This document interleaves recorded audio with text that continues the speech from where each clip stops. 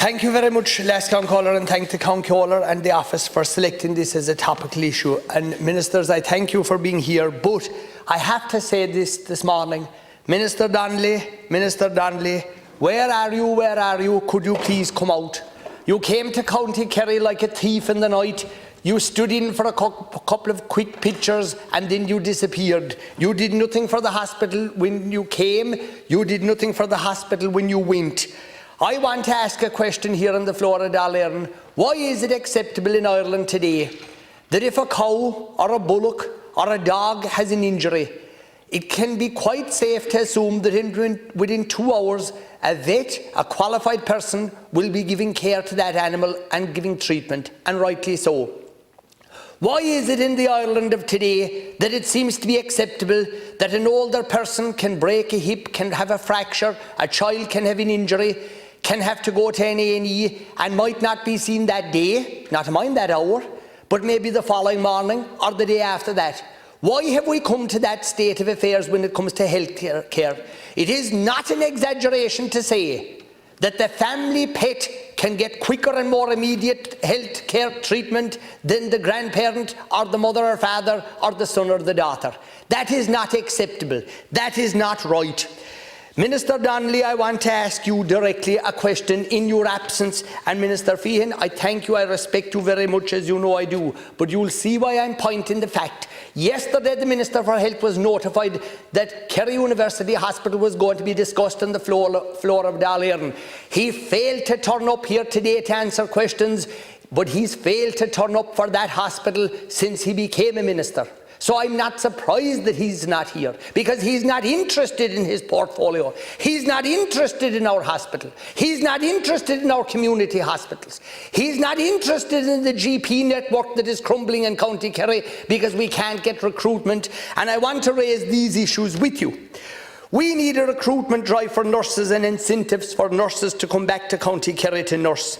Why was it, Minister Donnelly, that yesterday there were 16 people awaiting beds last night? There was no capacity in the R&U department. Why was it yesterday, if you fractured your hip in County Kerry, yesterday there was no orthopaedic bed for you to go into? As a direct result and consequence of prolonged trolley waits, this has been proven to increase mortality and morbidity, and as a consequence leads to longer average lengths of stay. We need more GP access in County Kerry to try and steer people away from having to go to our A&E.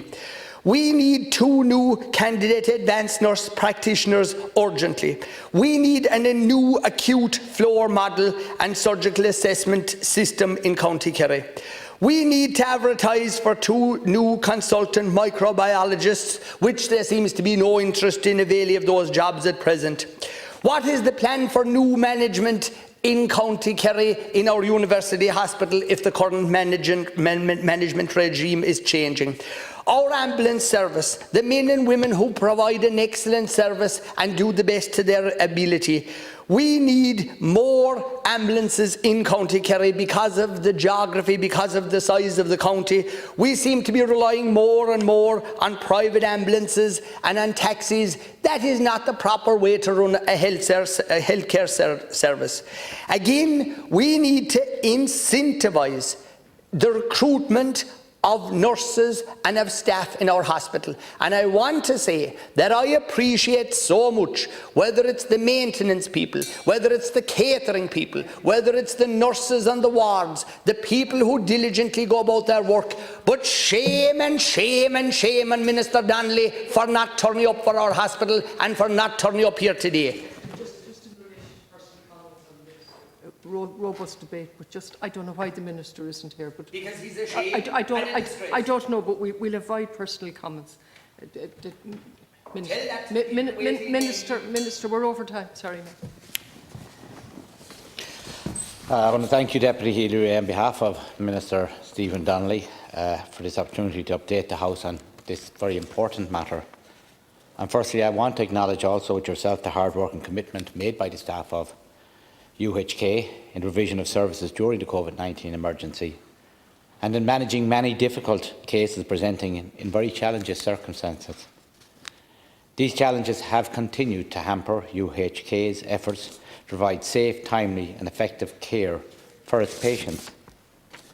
At periods, elective surgeries have had to be cancelled, high numbers of patients have been recorded on trolleys, and staff shortages have been ongoing.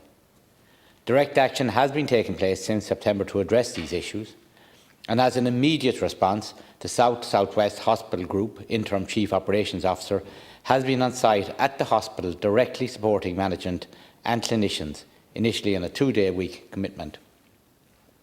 This process has focused on identifying delays as well as solutions within UHK patient flow streams. Furthermore, the HSE has confirmed that the SSWHG management team are also providing support to the various members of UHK management team on an ongoing basis. The National Director of Acute Operations, members of the SSWHG management team, also met with the Executive Management Board of UHK, clinical directors, representatives of consultants group and other key stakeholders in November 2021 in UHK to discuss the challenges facing the hospital.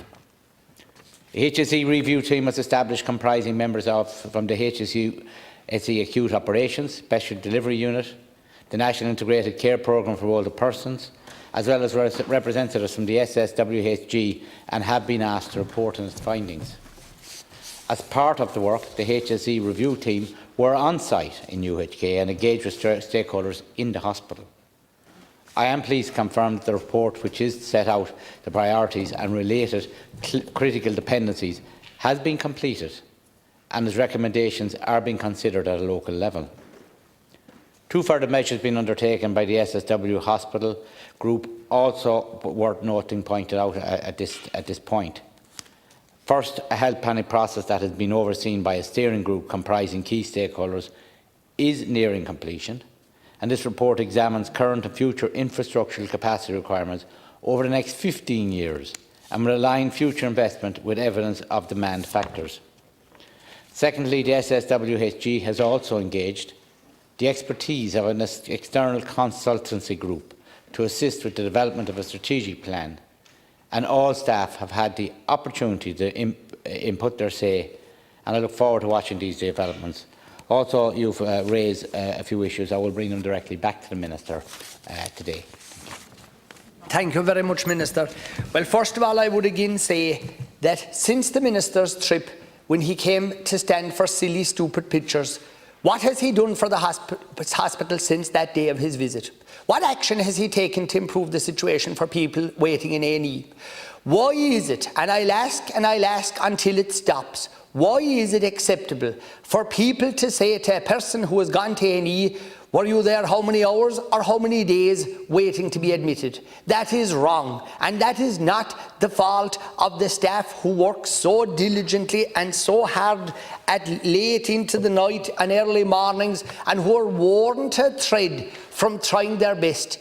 But management is the problem. HSE management is the problem. The Minister is the problem. If Kerry University Hospital was a private company and if he was the CEO, he'd be sacked long ago. And he'd be gone down the road with a P45 in his pocket and he'd be told, we no longer require your services. If you're not fit for a job, if you're not fit for purpose, you should move left off stage and get off the stage, because you're either able to do your function, you're either able to do your job or you're not.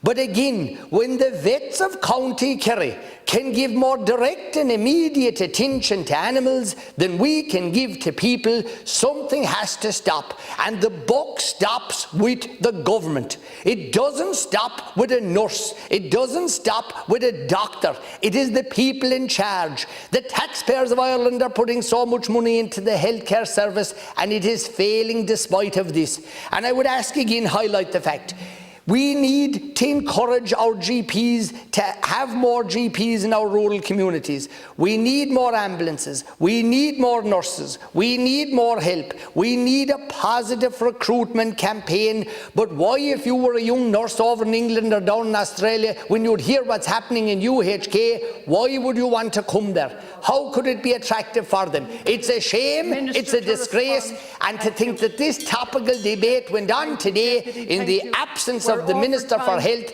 Shame on him. And he's leaving the people of County Kerry down. And thank you, Lascan Caller.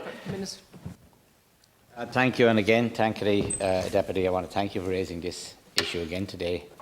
And I want to reassure you, Deputy, that the Health Service Executive has confirmed that every effort is being taken to support, stabilise and urgently address identified risks at the hospital. To provide that reassurance, a number of actions have been taken by the South West Hospital Group, and the Group's interim Chief Operations Officer has been on site, as I said, at the hospital, directly supporting management and clinicians on a 2-day-a-week basis. And the HSE review team has been established to identify priorities and related critical dependencies, as well as provide recommendations to be considered at a local level. And the hospital group, in conjunction with the HSE estates, has also commissioned a planning process to strategically examine current and future infrastructural capacity requirements. The HSE, they are committed to strengthening the government's leadership and management arrangements at UHK, and it is confident that implementing the findings from the review team, as well as new actions, such as initiating a health planning process, will all help provide the necessary directions and support required. Again, there have been huge challenges since the COVID-19 pandemic, and again, I want to thank the hard-working and committed staff of UHK, indeed all around the country as well, in the provisions of services during that COVID-19 pandemic. And I would hope that that this review team that was established, comprising members of all the various stakeholders, that their findings will be addressed.